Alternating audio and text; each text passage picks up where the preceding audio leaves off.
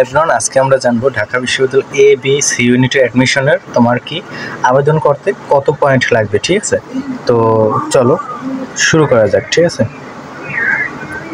তো দেখো তাহলে তো ক ইউনিটে যদি হয় তোমার, দেখো ক ইউনিটে তোমার এসএসসি এবং এইচএসসি আলাদাভাবে 3.50 পেতে হবে বিজ্ঞান ক ইউনিটের জন্য। ঠিক আছে, বিজ্ঞানে কত 3.50 পেতে হবে তোমাকে, আর মোট 8.0। দেখো তুমি এসএসসিতে পেলা 3.50, এইচএসসিতে পেলা কমপক্ষে 3.50, তোমার হলো 7 হলে কি তুমি অ্যাপ্লাই করতে পারবা না? কারণ তোমাকে কমপক্ষে দুইটার যোগফলে 8 লাগবে। ঠিক আছে, এটা হচ্ছে যোগফল। ঠিক আছে, আর মিনিমাম 3.50 লাগবে, আর সিলেকশন এটা নেই। ঠিক আছে, এটা বাদ দাও। দেখো খ ইউনিটে যদি তুমি বিজ্ঞান থেকে অ্যাপ্লাই করতে চাও, সেম 3.50 আর টোটাল 80 লাগবে। দেখো খ ইউনিটে কিন্তু অনেক সিট। ঠিক আছে, তো শুধু তুমি ক ইউনিটে অ্যাপ্লাই করবা না, তোমরা খ আর গ ইউনিটের প্রস্তুতি নিবা। ঠিক আছে, দেখো যে ক এর থেকে কিন্তু খ গ ইউনিট মিলিয়ে প্রচুর পরিমাণে সিট। ঠিক আছে, ক ইউনিটের সেই তুলনায় কিন্তু অনেক কম সিট।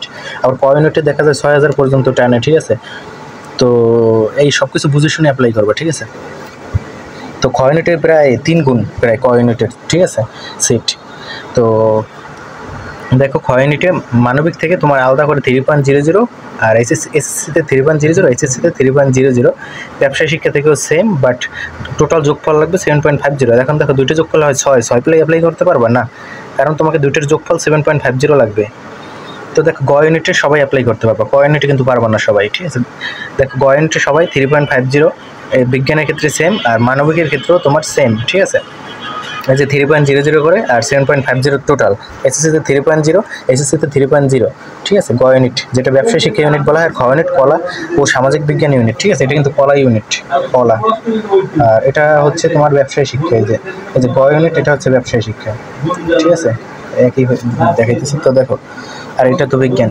তো দেখো আগে ডি ইউনিট ছিল, ডি ইউনিটটা কিন্তু এখন আর নেই, তো এটাকে খ ইউনিটের মধ্যে যুক্ত করছে। তো খ ইউনিটে তোমার হিউজ পরিমাণে 3000-এর মতো সিট। ঠিক আছে, প্রচুর পরিমাণ। তোমার খ ইউনিটে চান্স পেলে তোমার কিন্তু চান্স পাওয়ার সম্ভাবনা প্রচুর বাড়বে। আর এইখানে তোমার কি দেখো, তোমাকে বাংলা পড়া লাগবে, আর ইংলিশ পড়া লাগবে, আর জিকে পড়া লাগবে, জেনারেল নলেজ। ঠিক আছে, তোমার এইচএসসির তুমি যদি বাংলা আর ইংলিশটা ভালো করে পড়ো না, আর তোমার সাধারণ জ্ঞানটা যদি তুমি MP3 কেনো, MP3 ভালো। ঠিক আছে, MP3 বা অনন্য যে কোনো একটা পাবলিকেশনের সাধারণ জ্ঞান যদি কেনো না, ওই যে জর্জ MP3 আছে বা অনন্য তাহলে তোমার দেখবা যে এইটাই যদি পড়ো তোমার এসএসসি লাইফ থেকেই। ঠিক আছে, বা এখনো সময় আছে, পড়তে থাকো, ইনশাল্লাহ দেখা যায় যে পারবা। ঠিক আছে, তো দেখো আর চ ইউনিট একটা আছে চারুকলা ইউনিট, এটা 3.00 লাগবে, আর আলাদা করে 6.50। দেখো দুইটে, তো 3 আর 3 হয় 6, আর বাট 6 হলে তুমি অ্যাপ্লাই করতে পারবে না। এসএসসি আর এসএসসিতে তোমার 6.50 লাগবে টোটাল, সিলেকশন নেই। আর একটা ইউনিট আছে IBA ইউনিট, এটা তোমরা অ্যাপ্লাই করবে। ঠিক আছে, ঢাকা ইউনিভার্সিটি কিন্তু অনেকগুলো ইউনিট, বাট খ ইউনিটে অ্যাপ্লাই কিন্তু মাস্ট তোমাদের সব ইউনিটের জন্য। খ ইউনিটে কিন্তু তোমার সায়েন্সের জন্য সিট আছে। ঠিক আছে, খ ইউনিটে কিন্তু প্রচুর হিউজ পরিমাণে সিট, খ ইউনিটে অ্যাপ্লাই করা মাস্ট তোমাদের জন্য। বলে রাখি, বাংলা ইংলিশ আর জিকেটা ভালো করে পড়ে রাখবে। এই কারণে বাংলা ইংলিশ আর জিকে এসএসসি লাইফ থেকে যদি পড়ো না, ওই যে তোমার রাইট ফর্ম অফ ভার্ব, উদাহরণ দেয়, সিনোনিম অ্যান্টোনিয়াম, এগুলো যদি ভালো করে পড়ো না, তারপরে দেখো বাংলায় যে বিভিন্ন গল্পগুলো আছে না, এগুলো থেকে কোশ্চেন আসে। তো এটা যারা এসএসসিতে যারা A+ পেয়েছো, তোমাদের এগুলো তো ভালো করে জানা থাকবে। ঠিক আছে, তো তোমরা এগুলো আর একটু চর্চা করেই তোমরা অ্যাপ্লাই করবা। ঠিক আছে, তো দেখো এখন কিছু উপদেশ থাকবে কিভাবে কি অ্যাপ্লাই করবা তোমরা। তো দেখো উপদেশ হচ্ছে গিয়ে তোমরা ব্যর্থতার গল্পগুলো ইউটিউব থেকে জেনে নেবে। ঠিক আছে, ব্যর্থতার গল্পগুলো সার্চ করবে। তোমরা দেখো ব্যর্থতার গল্পগুলো সার্চ করবা। কেন করবা? দেখো ব্যর্থতার গল্পগুলো দেখো, যে তোমার সফলতার গল্প হয়তো একটা পয়েন্ট থাকবে, বাট ব্যর্থতার গল্প অনেকগুলো পয়েন্ট থাকবে। তুমি কী কী কারণে ব্যর্থ হতে পারো। ঠিক আছে, যে তুমি যে কোনো একটা কারণে ব্যর্থ হতে পারো। ঠিক আছে, তোমার হয়তো বা কোনো কিছুর কারণে ব্যর্থ হবা। ঠিক আছে, যে এই ব্যর্থতার গল্পগুলো হয় কি, যে তোমার কী কী ল্যাকিংস আছে। ঠিক আছে, এগুলো তুমি জানতে পারবা। ঠিক আছে, বাট সফলতার গল্প বললে হয়তো বা সে সফলতার এইসব গল্প শুনবে, বাট ব্যর্থতার গল্প নিয়ে নিজেকে তুমি গড়ে তুলবা, প্রিপারেশন নিবা। ঠিক আছে, তো আর দেখো আগে ঢাবি নিশ্চিত করো, পরে অন্যান্য বিশ্ববিদ্যালয়। দেখো ঢাবি যদি নিশ্চিত হয় যে অন্যান্য বিশ্ববিদ্যালয়ে চান্স পাওয়া সহজ হবে। দেখো যে বুয়েট চুয়েট রুয়েট কুয়েটে ওদের মার্কেট জ্বালিয়ে তুমি আটকা পড়ে যাবে, আর কোশ্চেন অনেক কঠিন হয়। ঠিক আছে, তো ঢাবিতেও কিন্তু ইঞ্জিনিয়ারিং আছে। ঠিক আছে, ঢাবির ইঞ্জিনিয়ারিংও কিন্তু ভালো তোমার।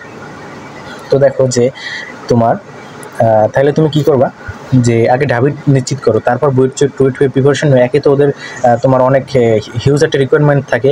বুয়েটে যেমন 6,000-এর বেশি এক্সাম নেই, দিতে দেয় না, তুমি পাবাই না। বুয়েটে 94 বা 95 মার্ক গড়ে না পেলে তুমি পারবাই না। তারপর টুয়েটেও দেখা যায় যে তোমার একটা A+ মিস হলো, তোমার দেখা যায় যে অনেক চান্স পাওয়া কিন্তু টার্ফ হয়ে যাবে। যেমন একটা এমএনএস চলে আসলো, তখন কিন্তু আর অ্যাপ্লাই করতে পারবে না। তারপরে দেখো যে তোমার আরেকটা হলো কোশ্চেন অনেক কঠিন করে, যে পরিমাণে সময় দেয় বাট কোশ্চেন হিউজ পরিমাণে কঠিন করে।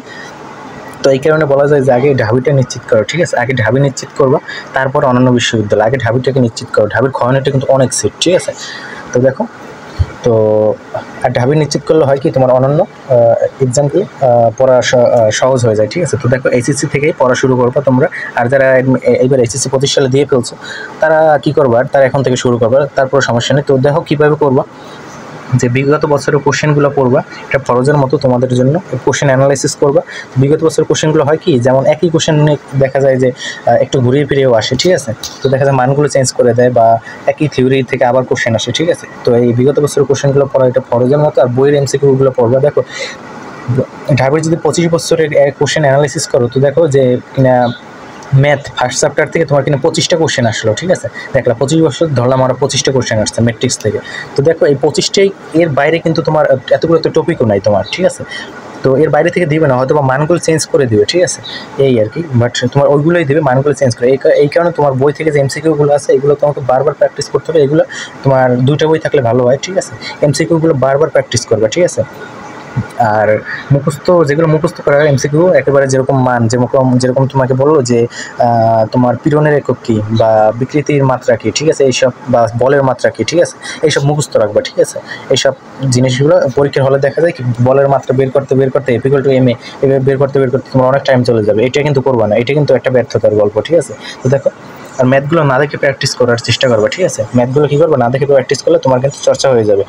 আর যদি এই দুইটার একটাও তুমি না পারো, তাহলে বারবার প্র্যাকটিস করবা, ঠিক আছে? বিগত বছরের কোশ্চেনগুলো আর বইয়ের এমসিকিউগুলো বারবার প্র্যাকটিস করবা, ঠিক আছে? করতেই থাকবা, একেবারে হাতের আয়ত্তে আনে ফেলবা, ঠিক আছে? আর দেখো যে আর কি বলবো, যে তোমাদের আর দেখো যে এবার তোমাদের চান্স পাওয়া, দেখো যে তোমরা 45 মিনিট, তো 45 মিনিটে 45টা দাগানোর চেষ্টা করবো। আর যদি 45টা হয়, ঠিক আছে, তাহলে তো ভালোই, ঠিক আছে? 45 পেলে, আর রিটেনে দেখো 10 করে পেলেই, তোমার 20-এর মধ্যে যদি 10 করে পাও না, 20 65, তো 65 পেলেই তোমার মনে করো যে চান্স একেবারে মোটামুটি বলা যায় যে নিশ্চিত হয়ে যাবে, ঠিক আছে? তো আর তারপরে দেখো যে আর নেক্সট আরেকটা ভিডিও আসতেছে আমাদের, তো কোচিং ব্যবসা, ঠিক আছে? তারা কিন্তু সাফল্যের গল্পগুলো বলে, চান্স পাওয়ার গল্পগুলো কোনোদিনও শোনায় না মানুষকে, ঠিক আছে? যে তোমার ব্যর্থতার গল্পগুলো, সরি এখানে ভুল আছে, এখানে ব্যর্থতা হবে, ব্যর্থতার গল্পগুলো তারা কখনোই শোনায় না মানুষকে, ঠিক আছে? যে একটা অংশ কিন্তু চান্স পায়। বাংলাদেশে দেখা যায় যে 4% অনলি সিট, 100 জনের 96 জনে কিন্তু ইউনিভার্সিটির চান্স পাবে না। বাট এই গল্পটা, 96 জনের গল্প কিন্তু তারা শোনায় না, ঠিক আছে? তো প্রায় প্রত্যেক বছর তো হিউজ পরিমাণে 12 লক্ষ 13 লক্ষ পরীক্ষা দেয়, বাট সিট দেখবে তুমি কত, সর্বোচ্চ 50,000 বা এরকম কাছাকাছি। তো দেখা যায় যে তোমার হিউজ পরিমাণে স্টুডেন্ট কিন্তু চান্সই পায় না, ঠিক আছে? তো এই গল্পটা কিন্তু তারা কখনো শোনায় না। এটা নিয়ে ইনশাল্লাহ নেক্সট ভিডিও আসবে। তো কোচিংয়ে যতই ডাইজেস্ট করতে বলুক বা যাই পড়তে বলুক, তোমার বই পড়তে হবে, আর তোমার বিগত বছরের কোশ্চেনগুলোই পড়তে হবে, কোশ্চেন ব্যাংকগুলো কিনে এগুলো বারবার প্র্যাকটিস করতে থাকবে, ইনশাল্লাহ বলা যায় যে নিশ্চিত। তো আর কী জানতে চাও কমেন্ট করবা, এই যে কোচিং নিয়ে জানতে যদি চাও, আরও কোনো কিছু জানতে চাও কমেন্ট করবা, যে কোনো কিছু সম্পর্কে জানার জন্য। এসএসসি 25 হয়তো বা খুব শীঘ্রই সার্কুলার দিয়ে দেবে ঢাবির জন্য, এক্সাম হয়ে গেলেই তোমাদের। তো কমেন্ট করবা কোনো কিছু জানার থাকলে, ঠিক আছে? তো ধন্যবাদ সবাইকে, ভালো থাকবা সবাই।